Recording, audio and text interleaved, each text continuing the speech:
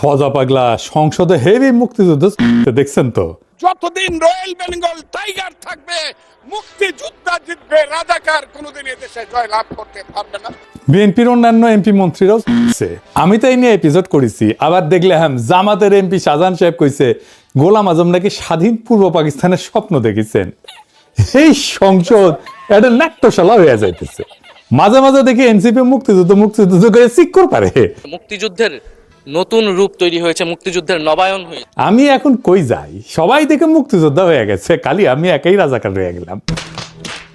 1971-কে 2024-এর জুলাই বিপ্লবের মুখোমুখি দাঁড় করাইয়া 2024-কে বাতিল করে দেওয়ার শয়তানি অনেক আগে থেকে শুরু হয়েছে।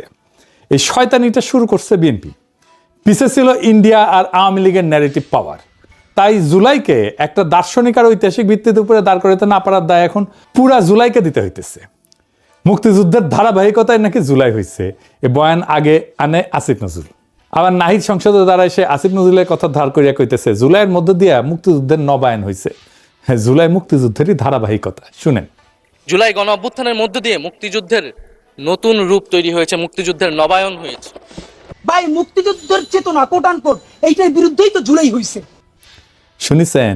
একবার আসিফ নজরুলকে দিয়ে আসা ইন্টারিম বানায়া এলো, তারপরেও এদের শিক্ষা হয় না। 1971-এর ধারাবাহিকতায় জুলাই আসে নাই। 1971-এর সাথে জুলাইয়ের কোনো সম্পর্কই নাই। সম্পর্ক থাকলে জুলাইকে 71 দিয়ে ব্যাখ্যা করা যাইতো, সেটা করা যায় না। 1971 ছিল আমাদের ভুল ঠিকানা, 1947-ও ছিল তাই 2024 আমাদের ডেস্টিনি। 2024 1971-এর পোলা না, 2024 1971-এর বাপের বাপ।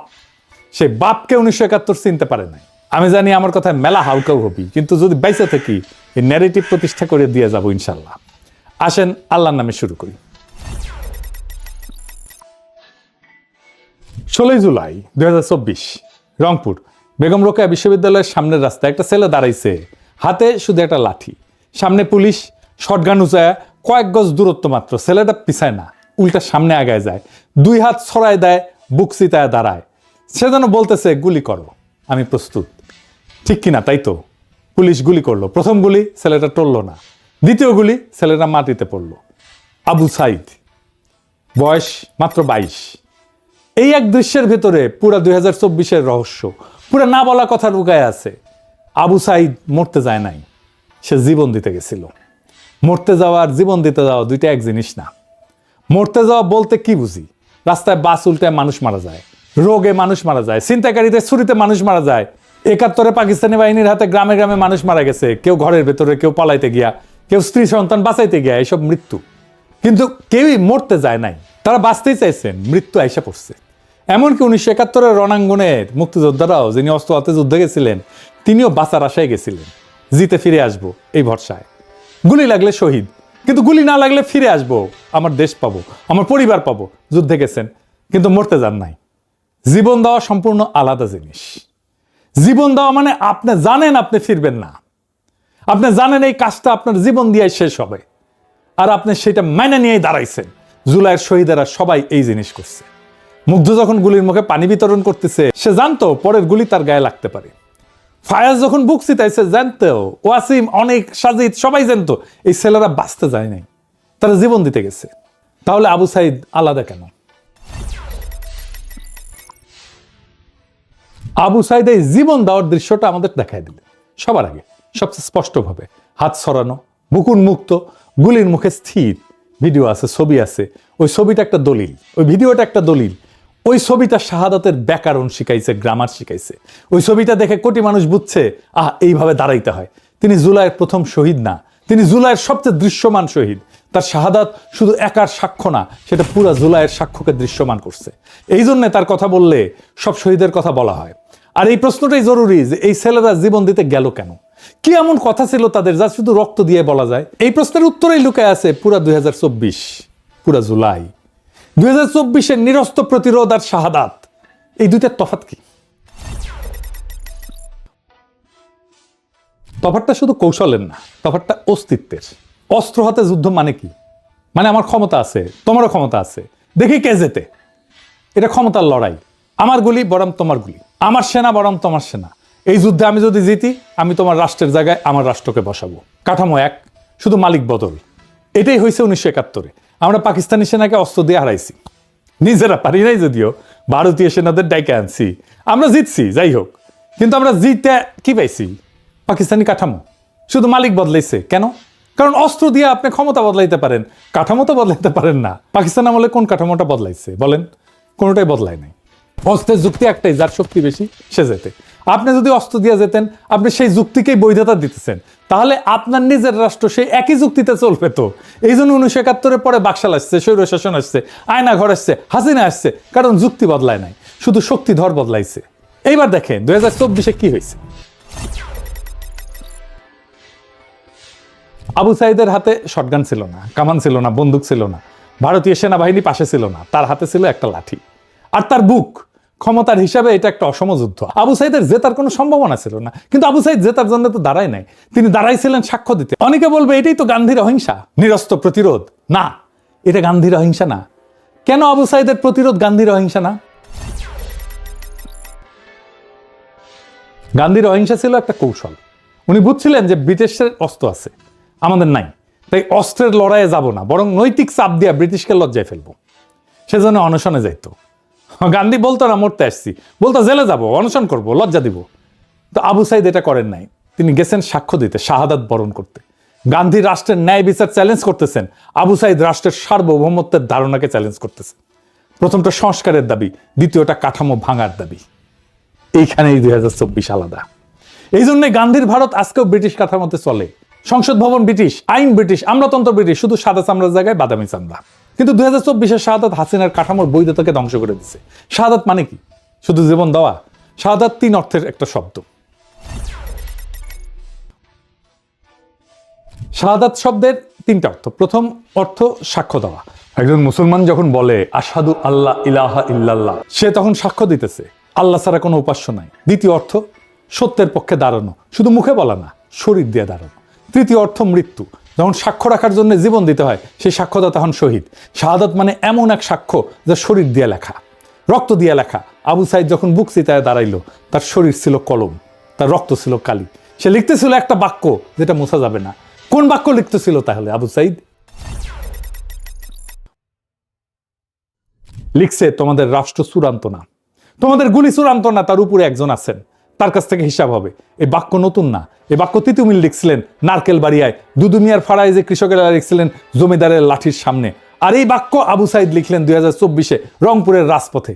আবু সাইদ এক মুহূর্তে সে দীর্ঘ সিলসিলায় গিয়া দাঁড়াইলেন, আর রাষ্ট্র ওই মানুষটাকে আটকাইতে পারলো না। তার পথ ধরে আবাবিলের মতো আসলো লাখো লাখো কোটিতে কোটিতে তরুণ। রাষ্ট্র কেন এই মানুষটাকে আটকাইতে পারে না? আধুনিক রাষ্ট্র মানুষকে নিয়ন্ত্রণ করে 2টা জিনিস দিয়ে, ভয় আর লোভ। ভয় মারতে পারে, জেলে পড়তে পারে, পরিবার ধ্বংস করতে পারে, গুম করে ফেলতে পারে, তাই চুপ থাকো। লোভ চাকরি দেবে, ঠিকাদারি দেবে, ব্যাংক লুট করতে দেবে, তাই বর্ষতা স্বীকার করো। এনে 2 যন্ত্র দিয়ে হাসিনা 15 বছর চলছে।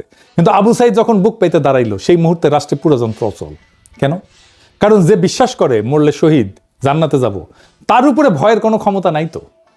যে বিশ্বাস করে এই দুনিয়ার চাকরি, প্রমোশন, প্লট সব অর্থহীন, আসল হিসাব আখিরাতে, তার উপরে লোভের কোনো ক্ষমতা নাই। রাষ্ট্রের হাতে আর কোনো অস্ত্র নাই। এটাই বাঙ্গু এলিটকে সবচেয়ে বেশি কাঁপাইছে। বাকশাল তাদের কাঁপায় নাই, আয়নাঘর তাদের কাঁপায় নাই, হাসিনার শাসন তাদের কাঁপায় নাই, 1/11 তাদের কাঁপায় নাই, ভারতীয় আধিপত্যবাদ তাদের কাঁপায় নাই। যা কাঁপাইছে তরুণদের সে আত্মসমর্পণের দৃশ্য। কার কাছে আত্মসমর্পণ?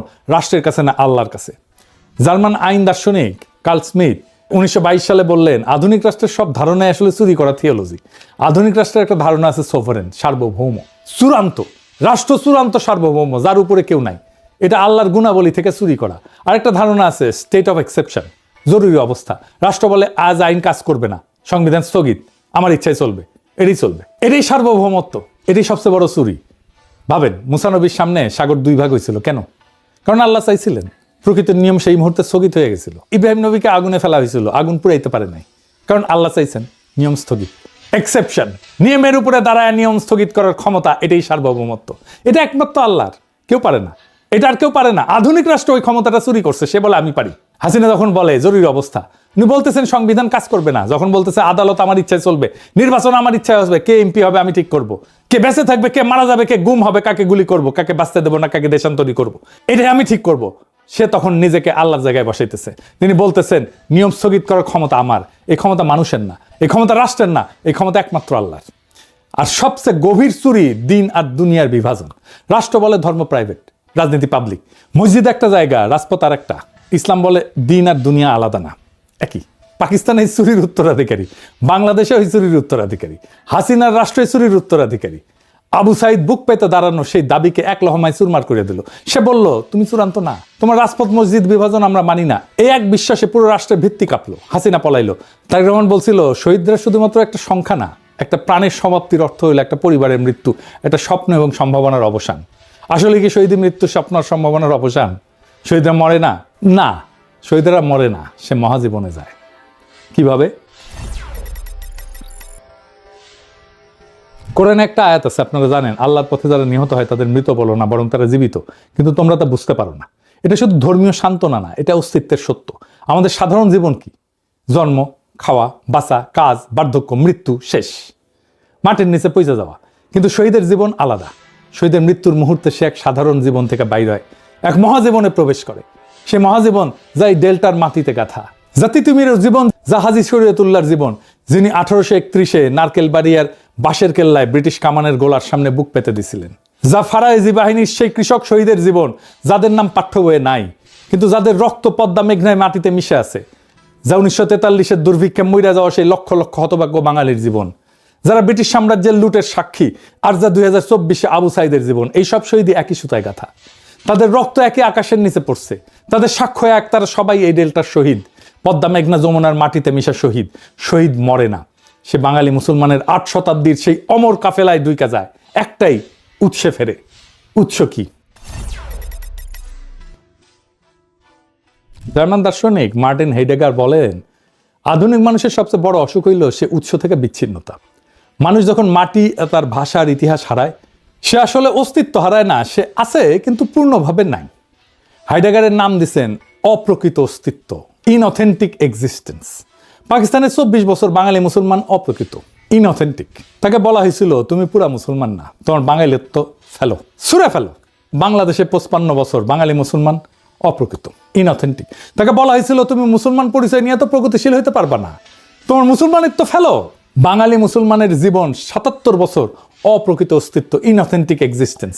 আরবের 4th শতাব্দীর মহান চিন্তক ইবনে খালদুন 600 বছর আগে এই কথা ভিন্ন ভাষায় বলছিলেন। তিনি একটা শব্দ ব্যবহার করে বলছিলেন আসাবিয়া, গোষ্ঠী চেতনা, মাটির বন্ধন। ইবনে খালদুন বললেন যেই জাতির আসাবিয়া হারায় সে পতিত হয়, যেই জাতি আসাবিয়া পুনরুজ্জীবিত করে সে আবার উঠে দাঁড়ায়। 2024-এ আসাবিয়ার পুনরুজ্জীবন, পতিত জাতির পুনরুত্থান।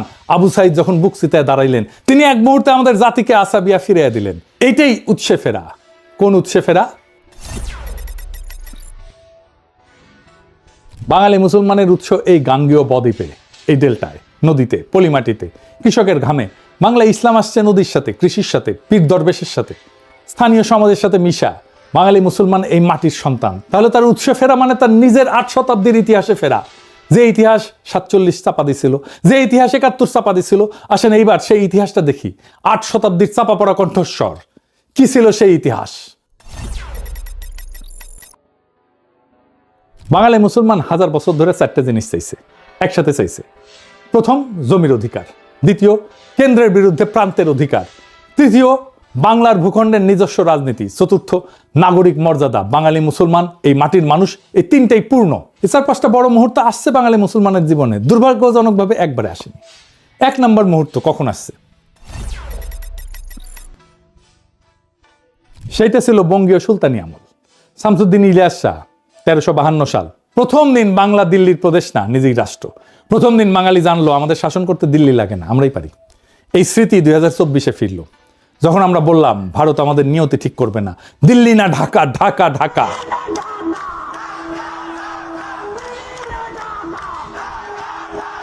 এই স্লোগানের গভীর তাৎপর্য বুঝতে না পেরা আবার অনেকে স্লোগান দেয় পিন্ডি না ঢাকা, হ্যাঁ, ওয়াশিংটন না ঢাকা।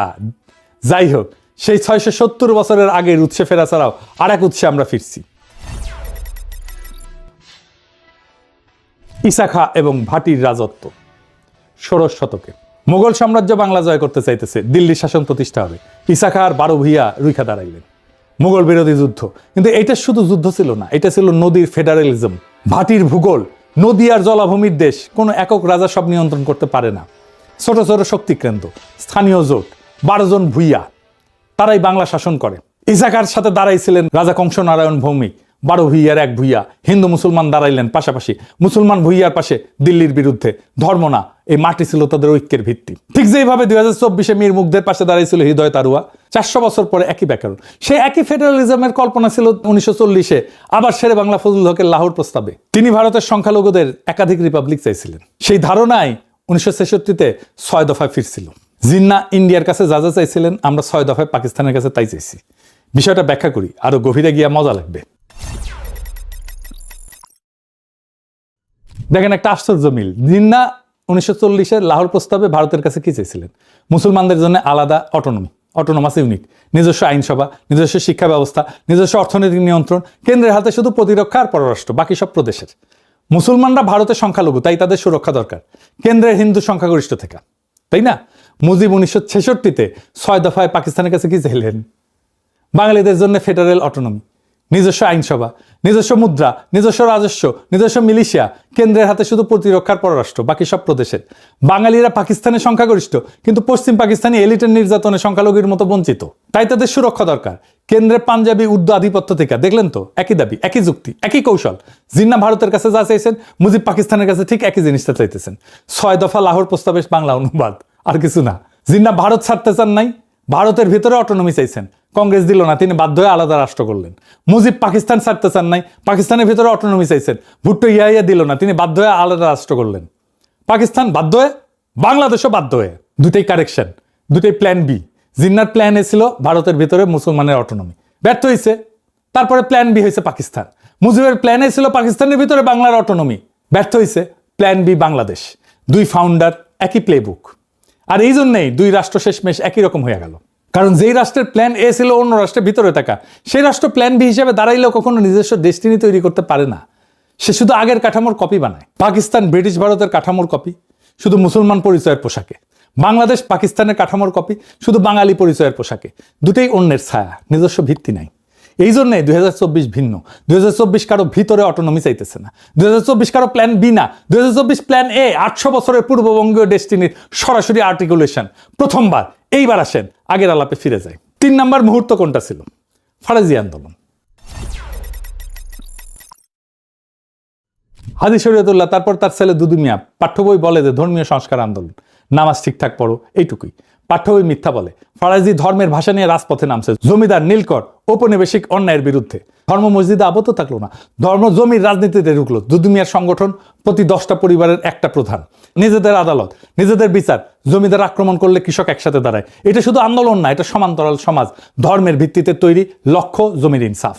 এখানে নতুন জিনিস জন্মাইল, জনগণের রাজনৈতিক ধর্ম। জনগণের এই রাজনৈতিক ধর্মকেই বাঙ্গো এস্টাবলিশমেন্ট ভয় পায়, ইন্ডিয়া ভয় পায়। আপনি ধর্মকে অন্দরমহলে ঢুকাই দিতে চাইলেও পারবেন না, কারণ তার কালেকটিভ মেমোরি বিদ্রোহ করবে। তার কালেকটিভ মেমোরিতে আছে তো। ইতিহাস চাপা পড়লো 1971-এ হাসিনা বাপের আমলে। হাসিনা আমলে 2 বাপ বেটেই বললো ধর্ম মসজিদে থাকবে। এটাই সেকুলারিজম। জাতীয় মসজিদে জুম্মার সময় যুদ্ধ বেশে পুলিশ পাহারা দিত, আলাকসা মসজিদের মতো। বাইতুল মোকাররমের ভিতরে ঢুকে গুলি করছিল মুসল্লিদের পিটাইছিল। কিন্তু 170 বছর পরে 2024-এ এই ইতিহাস ফিরল, যখন তরুণরা রাজপথে যায় নামাজ বিছাইল, যখন বিজয়ের মুহূর্তে সেজদা দিল। দুদু মিয়ার বংশধররা আবার জাগলো। আবু সাইদ এই বংশধর, তিনি যেই সিলসিলায় দাঁড়াইছিলেন সেটাই ফারাইজের সিলসিলা। এরপরের মুহূর্ত কোনটা? 1905 বঙ্গভঙ্গ। কলকাতার ভদ্রলোকরা বঙ্গভঙ্গের বিরুদ্ধে দাঁড়াইলো, জাতীয় অপমান বলল। রবীন্দ্রনাথ গান লিখলেন, আমার সোনার বাংলা আমি তোমায় ভালোবাসি। এত ভালোবাসা, কিন্তু উনি পূর্ববঙ্গে এসে থাকলেন না। এত ভালোবাসলেও অখণ্ড বাংলার পক্ষে দাঁড়াইলেন না। কারণ আছে, বড় প্রেম তো। শরৎচন্দ্র বলছেন না, বড় প্রেম শুধু কাছেই টানে না, দূরেও ঠেলিয়া দেয়। কিন্তু পূর্ববঙ্গের মুসলমান কৃষকের কাছে এটা ছিল প্রথম প্রশাসনিক মুক্তি। প্রথম দিন সে বুঝলো আমরা কলকাতার পরিচয়ের অংশ না, আমরা আলাদা। 6 বছর পরে এটা বাতিল হবে, কিন্তু স্মৃতি থেকে গেল। এরপরে পঞ্চম মুহূর্ত হইল পাকিস্তানের বিশ্বাসঘাতকতা। আমরা লাহোর প্রস্তাবে চাইছিলাম একাধিক রিপাবলিক। জিন্না আর মুসলিম লীগ যে পাকিস্তান বানাইলো, সেটা একক কেন্দ্রীভূত, করাচি নিয়ন্ত্রিত। লাহোর প্রস্তাবের সাথে বিশ্বাসঘাতকতা। পাকিস্তানের কল্পনার মধ্যে দিয়ে যে বিকল্প পথের সন্ধান করছিল আমাদের পূর্বপুরুষেরা, সেটা ফেল করলো। কেমনে? সোরার দিকে ছুঁড়ে ফেললো। পাকিস্তানকে কে আনছিল? জিন্না ছিলেন আইনজীবী, বোম্বের বাসিন্দা, বাংলা চিনতেন না। বাংলায় পাকিস্তান আনছিল মূলত একজনই, হোসেন শহীদ সোহরাওয়ার্দী। তিনি ব্রিটিশ বাংলার শেষ মুখ্যমন্ত্রী। 1946-এ ফাইনাল নির্বাচনে, যেই নির্বাচন ছিল পাকিস্তানের ম্যান্ডেটের নির্বাচন, তিনি বাংলায় মুসলিম লীগের ভূমিধ্বস বিজয় অর্গানাইজ করছিলেন। পাকিস্তানের ধারণা বাংলার মাটিতে প্রতিষ্ঠা তার অক্লান্ত পরিশ্রমের ফসল। এবার দেখেন পাকিস্তান তাকে কি দিল। 1947-এর অগাস্ট কেন্দ্রের ক্যাবিনেট গঠিত হইল, সোহরাওয়ার্দী জায়গা পেল না। বাংলা থেকে ক্যাবিনেটে ঢুকলো ফজলুর রহমান নামে অখ্যাত ব্যক্তি, শিক্ষামন্ত্রী, যার ছেলে, মনে রাখেন নামটা, সালমান এফ রহমান। 77 বছর পর হাসিনা ফ্যাসিবাদের অর্থনৈতিক স্থপতি। এই এক জেনারেশনাল কন্টিনিউটি।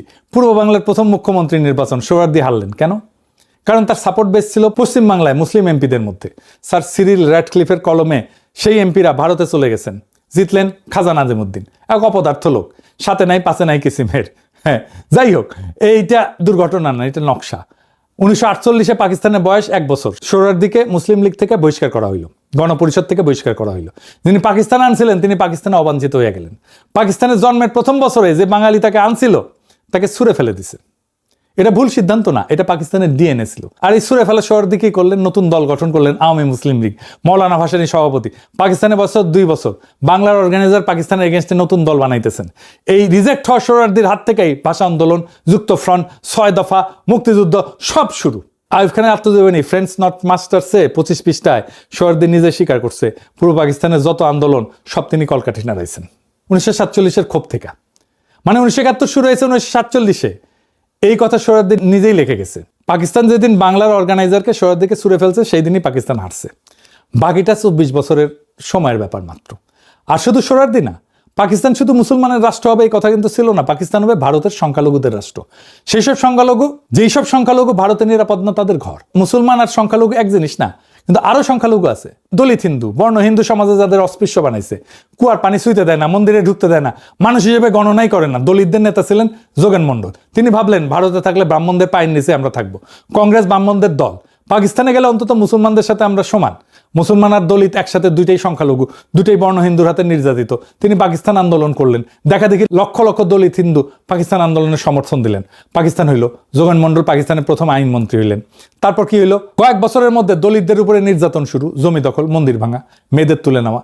হিন্দু তা সে দলিত হোক, ব্রাহ্মণ হোক, হিন্দুই। পাকিস্তানে সে অপান্তীয়। যোগেন মন্ডল মন্ত্রী থেকে দেখতেছেন, কিছুই করতে পারতেছেন না। যার সমর্থনে আসছেন তাদেরকেই বাঁচাইতে পারতেছেন না। 1950 সাল তিনি পদত্যাগপত্র লিখে রাতের অন্ধকারে ভারত পালাইলেন। পদত্যাগপত্রে লিখলেন, জিন্নাকে বিশ্বাস করছিলাম, ভুল করছিলাম। দলিতদের পাকিস্তানে নিয়ে আসার জন্য আমি দায়ী, এই দায় আমি বহন করব। যে দলিত হিন্দুরা যোগেন মন্ডলের কথায় পাকিস্তান চাইছিলেন, তারা কোন মুখে তাকে দেখবেন? পাকিস্তান তাদেরও বিশ্বাসঘাতকতা করছে। দুইটা ঘটনা পাশাপাশি দেখেন। সোহরাওয়ার্দী বাঙালি মুসলমান, পাকিস্তান আনছেন 1948-এ ছুঁড়ে ফেলে। যোগেন মন্ডল দলিত হিন্দু, পাকিস্তান আনছেন 1950-এ পালাইতে বাধ্য। পাকিস্তান জন্মের 3 বছরের মধ্যে তার 2 ফাউন্ডারকে ছুঁড়ে ফেলছে। এটা দুর্ঘটনা না। পাকিস্তান বাঙালিদের কণ্ঠস্বর গ্রহণ করার জন্য ডিজাইন করা ছিল না, দলিতদের কণ্ঠস্বর গ্রহণ করার জন্য ডিজাইন করা ছিল না। পাকিস্তান ছিল পাঞ্জাবি উর্দুভাষী আশরাফ এলিটের জন্য একটা যন্ত্র। বাকি সবাই বাঙালি হোক, দলিত হোক, সিন্ধি হোক, বেলুচ হোক, সবাই আজাইরা, সবাই ঝামেলা। চাইছিলাম এক জিনিস, পাইলাম আর এক জিনিস। দেখালো মুরগি, খাওয়াইলো ডাল। এই ভুলের সংশোধনী 71, কিন্তু সেটাও হয়ে উঠলো আর এক বিশ্বাসঘাতকতা।